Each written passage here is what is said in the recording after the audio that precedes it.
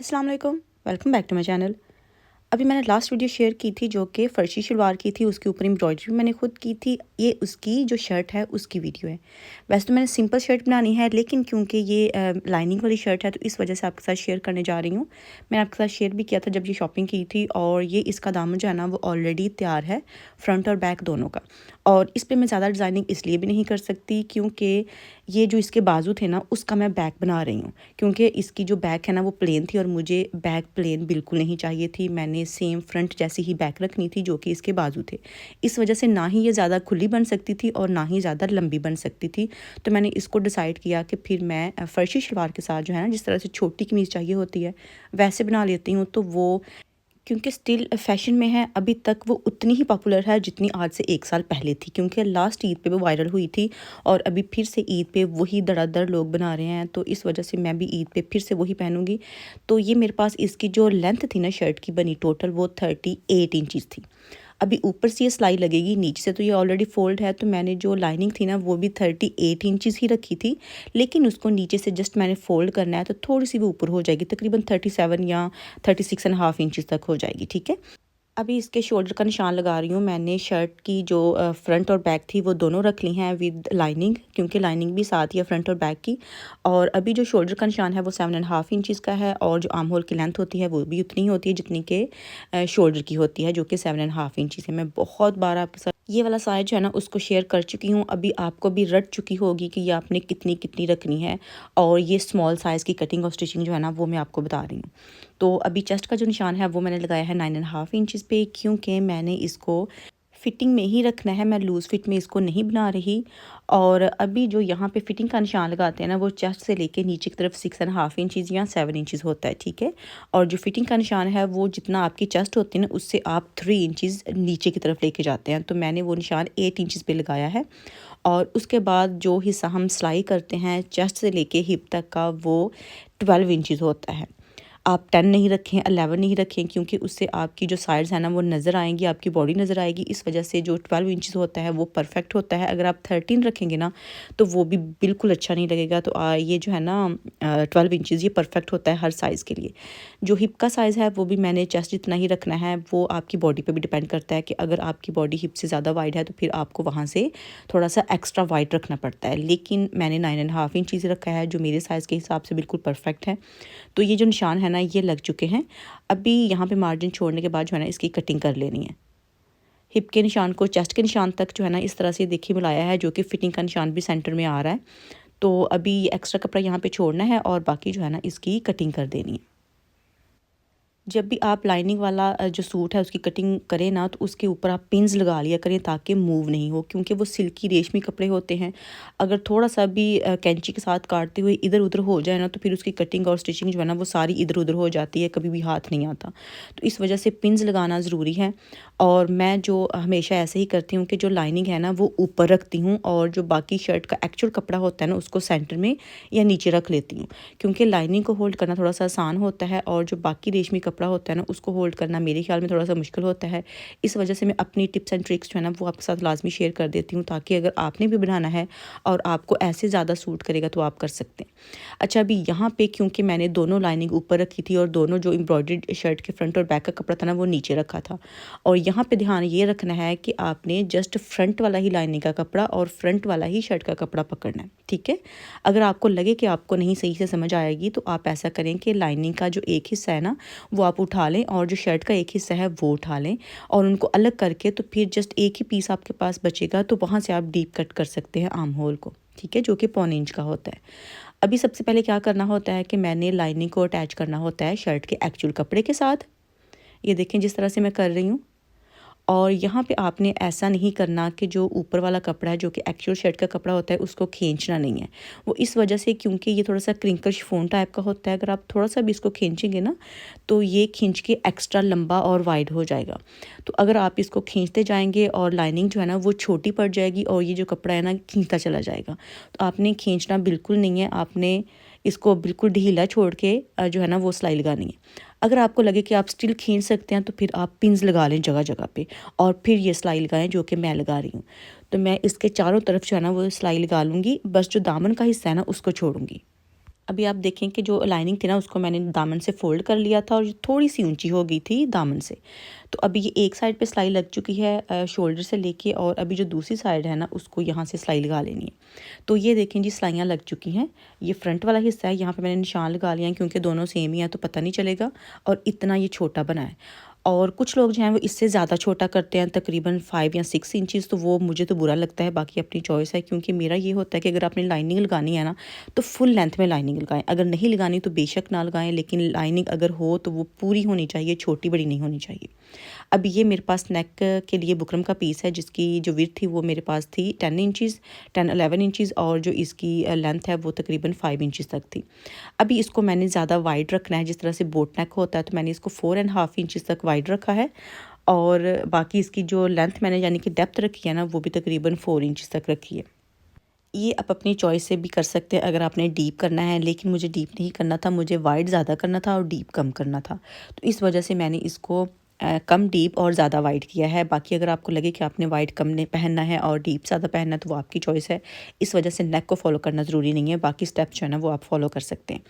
तो ये इस तरह से फ्रंट नेक जो है ना वो हो गया है। बैक नेक जो है वो भी मैं बुकरम के ऊपर ही करूँगी, यानी कि जो टुगेदर होता है ना फ्रंट और बैक, वैसे करना है गुम सिलाई के साथ। तो ये हो गया जी फ्रंट, इसको मैंने कपड़े के ऊपर पेस्ट कर लिया था, और ये शर्ट की जो सीधी साइड है ना वो मैंने ली है, उसके सेंटर में इसको रख लेना है, और अभी यहाँ पे पिन्स लगा देनी है। वैसे तो हर कपड़े के ऊपर जब नेक लगाते हैं तो पिन्स लगाना ज़रूरी ही होता है, लेकिन रेशमी सूट के ऊपर एक्स्ट्रा ज़रूरी होता है, क्योंकि ये ज़रा भी इधर उधर हो गया तो आपका नेक की टेढ़ा हो जाएगा। तो इस वजह से यहाँ पे आप 4-5 पिन जो है ना उनका इस्तेमाल कर सकते हैं हर साइड पे। तो ये देखेंगे ये सिलाई मैंने लगा ली थी बिल्कुल बुकरम के साथ साथ। अभी जो इसके अंदर वाला कपड़ा है ना उसको काट लेना है, थोड़ा सा कपड़ा अंदर इसके छोड़ना है, और बाकी यहाँ पे आपने कट्स लगा देने ताकि सीधा करें तो आसानी से सीधा हो जाए और इसमें जोल वगैरह जो है ना वो नहीं आए। अभी इसको फोल्ड करना है, लेकिन तुरपाई अभी नहीं करनी, क्योंकि अभी इसका जो बैक नेक है ना उसको बनाना है। तो उसके लिए मैंने क्या किया है कि जो फ्रंट नेक से पीस बचा था ना बुकरम का, वो भी मैंने ले लिया है, और ये एक्स्ट्रा पीस लिया है जिसके ऊपर बैक नेक बनेगा। ये देखें जो फ्रंट वाला पीस था ना वो मैंने यहाँ से जो लिया था ना उसी को मैंने अभी दोबारा से फोल्ड कर लेना है, और इसको अभी जो नया बुकरम है ना बैक नेक के लिए यूज़ करना उसके ऊपर इस तरह से ही देखिए रख लेना है, ताकि बिल्कुल एक्यूरेट जो है ना उसकी विड्थ हो जाए। डेप्थ तो आप कम कर सकते हैं, लेकिन विड्थ उतनी ही होनी चाहिए जितनी कि फ्रंट नेक की थी। तो मैंने जस्ट ये विड्थ के लिए लिया था, और बाकी जो है ना डीप उसको मैंने तकरीबन 2 इंचज़ डीप किया है, ज़्यादा डीप नहीं किया। और अभी इसकी भी कटिंग कर लेनी है, और सेम वही तरीका जो है ना उसको रिपीट करना है जो कि फ्रंट नेक बनाने के लिए किया था। यानी कि जितनी बुकरम की चौड़ाई आपने ली थी फ्रंट के लिए उतनी ही बैक के लिए लेनी है, और इसको कपड़े के ऊपर पेस्ट करके फिर आपने ये जो शर्ट की बैक है ना उसके ऊपर लगाना है बिल्कुल फ्रंट की तरह। ठीक है जी, जो कि देखें इस तरह से मैंने लगा के एक्स्ट्रा कपड़ा भी काट लिया है, इसको भी ये देखें फोल्ड करना है, और अभी इन दोनों को जो है ना फ्रंट और बैक को आपने शोल्डर की सिलाई लगानी है, ये देखें। और जब ये आप शोल्डर की सिलाई लगाएंगे ना तो नेक जो है ना ऑटोमेटिकली ये अटैच हो जाएगा, तो फिर जो नेक वाला हिस्सा है ना बुकरम वाला वहाँ से गुम हो जाएगा, और फिर आप यहाँ पे तुरपाई कर सकते हैं। तो मैं आपको ये सिलाई लगा के भी दिखा देती हूँ कि आपने किस तरह से ये सिलाई लगानी है। ये देखें जी इस तरह से आपने दोनों को पकड़ना है बुकरम वाले पीसेस को, और जितना आप सिलाई में वैसे कपड़ा देते हैं उतना ही आपने सिलाई में दे के टांकी को पक्का करके तो ये शोल्डर की सिलाई लगा लेनी है। और अभी जो दूसरी साइड है नेक की उसको भी ऐसे ही कर लेना है आपने। ये देखें जैसे ही इसको सीधा करेंगे तो ये फिनिशिंग बहुत नीट आ जाएगी, और फिर आपने तुरपाई कर लेनी है। ठीक है, ये देखें जो दूसरी साइड है उसको भी आपने ऐसे ही सिलाई कर लेना है,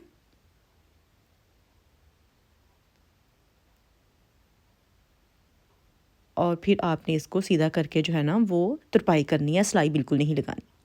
रेशमी कपड़े के ऊपर मैं बिल्कुल आपको नहीं कहूँगी कि आप सिलाई लगाया करें साइड्स पे और जो नीचे दामन पे या नेक पे, क्योंकि तुरपाई ज़्यादा अच्छी लगती है, उससे नीट ज़्यादा लगता है। ठीक है जी, तो अभी ये देखें जिसको मैंने प्रेस कर लिया है और यहाँ पे तुरपाई कर लेंगे, और साथ साथ क्या करना है कि इसकी जो फिटिंग की सिलाई है वो लगानी है। तो अभी इसको मैं आपको बताती हूँ कि आपने एक साइड पे तो हमने जो निशान लगाया था ना फिटिंग का, वो जब हम इसके निशान लगा रहे थे ना मेजरिंग करके, तो तब लगाया था, और दूसरी साइड जो है ना वहाँ पे निशान हम नहीं लगाते तब। तो उसको कैसे करते हैं, मैं तो ऐसे करती हूँ, लेकिन बहुत सारे लोग जो है ना वो जब हमने फ़ोल्ड किया हुआ होता है ना तभी निशान लगा लेते हैं, लेकिन मैं ऐसे लगाती हूँ कि ये इसको सीधा कर लेना है।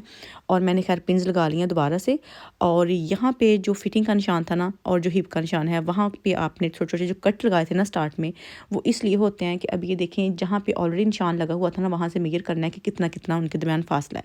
तो तकरीबन 1.5 इंच का था, तो फिर मैंने दूसरी साइड पे भी 1.5 इंच के फासले पे निशान लगाया है, और यहाँ से तकरीबन 1.25 इंच का था, और फिर जो दूसरी साइड थी ना वहाँ पे भी 1.25 इंच के फासले पे निशान लगा के तो इन निशानों को मिलाते जाना है, यानी चेस्ट को फिटिंग से और फिटिंग को हिप से मिला देना है आपने, और इस तरह से दोनों साइड पे आपने फिटिंग की सिलाई लगा देनी। अच्छा, फिटिंग की सिलाई जो है ना वो लग चुकी है और ऊपर तरपाई भी हो चुकी है, और अभी आती है साइड्स की बारी, क्योंकि दामन ऑलरेडी रेडी है। तो साइड्स को भी आपने अच्छे से प्रेस कर लेना है, और प्रेस करने के बाद क्या करना है कि क्योंकि मैंने थोड़ा सा चौड़ा इसको एक्स्ट्रा ही रखा था, तो अभी आपने इसको इस तरह से फ़ोल्ड कर लेना है, ठीक है। जितना भी आपने इसको फ़ोल्ड करना है उस हिसाब से फ़ोल्ड करके, तो फिर आपने इसको एक्स्ट्रा डबल फ़ोल्ड करके तो तरपाई कर लेनी है, ठीक है जी। ये देखें, और यहाँ पे भी आपने मेक श्योर करना है कि जस्ट आप जो शर्ट का एक्चुअल कपड़ा है उसको नहीं फ़ोल्ड करें, साथ लाइनिंग भी उतनी ही अंदर की तरफ फ़ोल्ड होनी चाहिए ताकि कपड़े में जोल नहीं आए। तो यहाँ पे चाहें तो आप पिन्स वगैरह लगा सकते हैं, ठीक है। और अभी ये आती है स्लीव्स की बारी। अच्छा, ये अभी आप देखें कि जो ये वाला प्लेन कपड़ा था ना, ये शर्ट की बैक थी, जो कि मुझे बिल्कुल पसंद नहीं होती कि शर्ट की बैक प्लेन और फ्रंट जो है ना वो कढ़ाई वाला हो। तो इस वजह से फिर मैंने क्या किया कि जो स्लीव्स का कपड़ा था ना वो बैक के लिए यूज़ कर लिया, जो बैक का कपड़ा था ना वो स्लीव्स के लिए यूज़ कर लिया, और इतना ही बॉर्डर मेरे पास बचा था जो कि मैंने स्लीव्स के आगे लगा लिया था। वो खैर मैंने पैच वाले से लगवाया था, इस वजह से मैं आपके साथ शेयर नहीं कर सकी कि कैसे लगाया है। और इसके भी मैंने फुल लाइनिंग लगानी है। लेंथ मैंने ली है तकरीबन 22.5 इंचज़, और विड्थ मैंने ली है तकरीबन 9.5 इंचज़ या 9 इंचज़ तक, ठीक है। अच्छा, अभी क्या करना है कि जो लाइनिंग है ना वो अगर आपने लगानी है तो आप फुल लाइनिंग लगाएं, अगर नहीं लगानी तो आप आधा इंच लाइनिंग भी ना लगाएं, क्योंकि मैं ऐसे ही हक में हूँ कि अगर आपने लगानी है तो आपने फुल लाइनिंग लगानी है, जिस तरह से ये मैं लगा रही हूँ। जो आधी लाइनिंग होती है मुझे वो ज़रा पसंद नहीं है, बाकी चॉइस अपनी अपनी होती है। अगर ये स्लीव्स एम्ब्रॉयडर्ड होते तो फिर मैंने लाइनिंग नहीं ऐड करनी थी, और क्योंकि ये प्लेन है और बहुत बारीक है, इस वजह से फिर मैंने फुल लेंथ में लाइनिंग जो है ना इसके वो लगा ली है। और ये आपके लिए भी एक एडवाइस है कि अगर आपने भी रेशमी सूट बनाना है, लाइनिंग लगानी है, तो हाफ़ लाइनिंग मत लगाया करें, उससे जो सूट की लुक है ना वो सारी ख़राब हो जाती है, अजीब सी लुक देती है।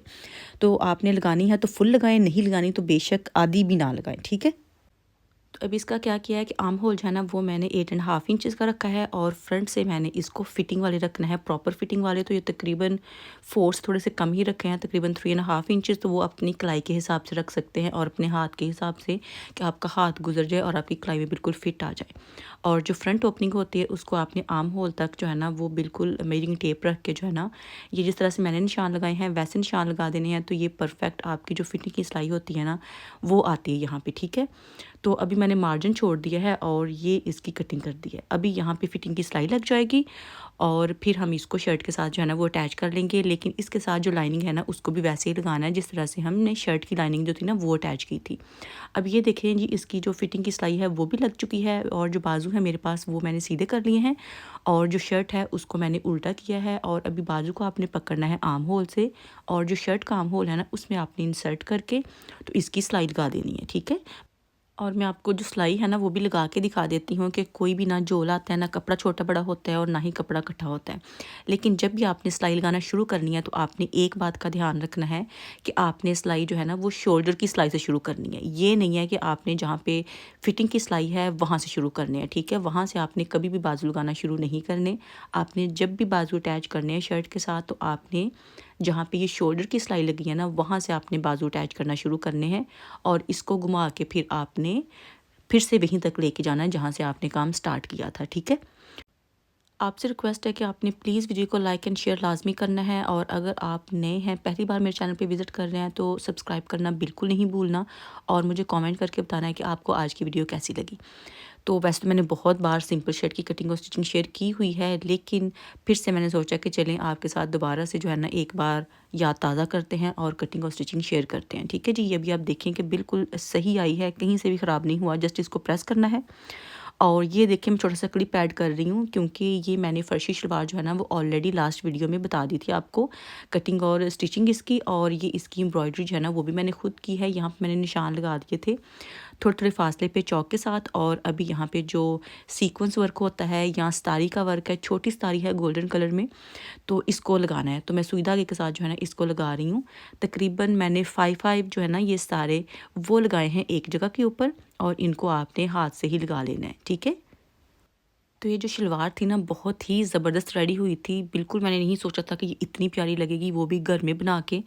तो अगर आपने भी घर पे बनानी है, नहीं आपके पास एम्ब्रॉयडर्ड शलवार, तो आप इस तरह से खुद बना सकते हैं। और अगर आपने डिटेल से वीडियो देखनी है फर्शी शलवार की, तो मैं आपको लिंक जो है ना वो डिस्क्रिप्शन बॉक्स में भी दे दूँगी और कॉमेंट सेक्शन में भी पिन कर दूँगी। आप वहाँ जाके दोबारा से वीडियो देख सकते हैं अगर आपने नहीं विज़िट किया। और प्लीज़ आपने वीडियो को ज़्यादा से ज़्यादा लाइक करना है, ज़्यादा से ज़्यादा शेयर करना है, ताकि आप सब लोग जो है ना प्यारे प्यारे से कपड़े जो है ना ईद के लिए वो बना सकें। अब ये देखें कि कितना प्यारा ये जो फ्लावर का पैटर्न है ना वो बन चुका है, और ये इसकी बैक है। और अभी यहाँ पे जब कपड़ा फोल्ड हो जाएगा ना तो फिर ये धागे भी नज़र नहीं आएंगे। मैं आपको ज़रा शलवार की जो फुल लुक है ना, फाइनल लुक, वो भी दिखा रही हूँ। आप देखिए ऊपर से ये कुछ ऐसी है बेल्ट के साथ, और नीचे से इसका जो पांचा है ना वो भी मैं अभी आपको दिखाती हूँ कि कितना खूबसूरत लग रहा है, आप चेक करें। और पांचे पे मैंने बुकरम का इस्तेमाल नहीं किया, बगैर बुकरम के ये वाला पांचा जो है ना उसको मैंने तैयार किया है। और ख़ुद उसके ऊपर एम्ब्रॉयडरी जो है ना वो भी कर ली है। एम्ब्रॉयडरी जो है ना वो नीचे से लेकर तकरीबन 5.5 इंचज़ तक की है, और टोटल ये तकरीबन 4 लाइन जो है ना वो मैंने लगाई हैं एम्ब्रॉयडरी की, ठीक है। वैसे तो ये लाइंस में नहीं लग रही, लेकिन आप गौर करें तो ये लाइन में ही है। और ये देखें अभी ये इसकी उल्टी साइड है, यहाँ पे कोई भी धागा वगैरह जो है ना वो आपको नज़र नहीं आ रहा, क्योंकि उसको हमने कवर कर दिया है जो कि पट्टी लगाई थी उसके साथ। तो अभी इसकी जो शर्ट है वो भी मैं आपको दिखाती हूँ, और बाकी एंड पे पहन के भी दिखा देती हूँ, जो कि मुझे बहुत रिक्वेस्ट आती है कि आप पहन के क्यों नहीं दिखाते, कि पहन के कैसा लग रहा है। तो आज मैंने आपका ये वाला गिला भी दूर कर देना है कि पहन के नहीं दिखाती कि कैसा लग रहा है, तो मैं आपको वो भी चलें दिखा देती हूँ। लेकिन फ़िलहाल आप शर्ट की पहले फाइनल लुक जो है ना वो भी देख लें कि ये शर्ट है। खैर इसका जो एक्चुअल कलर है ना, जो शलवार का कलर है वो कलर है, लेकिन यहाँ पे थोड़ी सी लाइट का मसला हो गया था, तो जो इसका एक्चुअल कलर है ना वो कैप्चर नहीं हो पा रहा था। तो इस वजह से ये थोड़ा सा शर्ट का कलर डिफरेंट लग रहा है, और जो शलवार थी उसका कलर डिफरेंट लग रहा है। तो ये आप इसकी देख लें फाइनल लुक के, कितनी नीट और बहुत ही डिसेंट सी जो शर्ट है ना, सिंपल बिल्कुल है, और इसको मैंने कुछ नहीं किया और ये तैयार है। ये देखिए फिटिंग वाली है, और बाकी इसके जो स्लीव्स हैं वो भी बहुत प्यारे लग रहे थे, क्योंकि वो भी मैंने फिटिंग में ही रखे थे। इसके ऊपर आप बड़ा सा नेकलेस जो है ना या माला टाइप कुछ पहन लेंगे तो बहुत प्यारा लगेगा, या बिल्कुल जो चोकर है ना वो भी पहन सकते हैं। अभी मैं आपको इन तीनों चीज़ों की इकट्ठी लुक दिखाती हूँ, जो कि कुछ इस तरह से। ये देखें इसका प्यारा सा दुपट्टा है, एम्ब्रॉयडर्ड है, वो भी फुली एम्ब्रॉयडर्ड है, बहुत प्यारा है। ये देखें इसके ऊपर भी सीक्वेंस वर्क जो है ना वो हुआ है, और साथ तिल्ले का काम हुआ है, तो जो कि वीडियो में ठीक से नहीं आ रहा। बाकी आप इसकी शलवार जो है ना वो भी देख चुके हैं ऑलरेडी, जो कि ये वाली है, और साथ इसके शर्ट है। रॉ सिल्क की शलवार है, क्रिंकल शिफॉन की शर्ट है, और क्रिंकल शिफॉन का इसके साथ दुपट्टा है, जो कि एम्ब्रॉयडर्ड दोनों चीज़ें हैं। फ़िलहाल तो यही मेरा ईद का सूट है। बाकी आगे देखेंगे, अगर मैं कोई और सिलाई नहीं कर लेती और वो मुझे इससे ज़्यादा अच्छा नहीं लग जाता, तो मैं माइंड चेंज ना कर लूँ। लेकिन फ़िलहाल मेरा यही माइंड है कि यही सूट मैं ईद पे पहनूँगी। आपने बताना है कि आपको कैसा लगा, और ये जी मेरी पहने हुए लुक है, पहन के ये कैसा लग रहा है, जो कि कुछ इस तरह से नहायत खूबसूरत डिसेंट सूट जो बना है। बाकी आपने मुझे कमेंट करके लाज़मी बताना है कि आपको ये कैसा लगा। आई होप कि आज की वीडियो आपको पसंद आई होगी। अगर वीडियो थोड़ी सी भी अच्छी लगी हो तो आपने लाइक एंड शेयर लाजमी करना है, और मुझे कमेंट करके लाजमी बताना है कि आज की वीडियो आपको कैसी लगी। इंशाल्लाह नेक्स्ट वीडियो में फिर मुलाकात होगी, तब तक ढेर सारी दुआ में याद रखिएगा। अल्लाह हाफिज़।